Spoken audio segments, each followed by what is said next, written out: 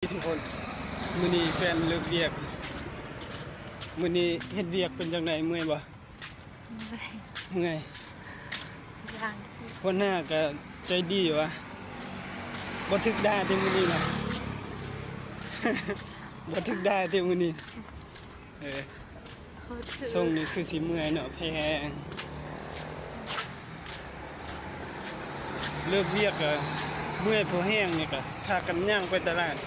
ถ้าว่าบ่ไปนี่ก็บ่มีแนวกินเนาะทุกคนก็เลยต้องพากันไปแบบนี้ทุกมื้อเลย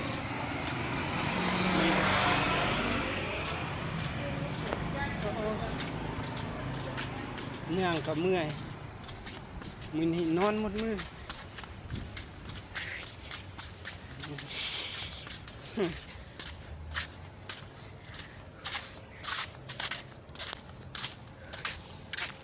โอนโรงแรมเฮ็ดเวียกเห็นบ่ทุกคน ของแฮม จะเห็นป้ายมันบอลที่เฮ็ดเวียกนี่เริ่มจากบอลเฮ็ดเวียกนี่ไปอยู่ตลาดนี่ประมาณกิโล2 กิโลนี่แหละย่างไป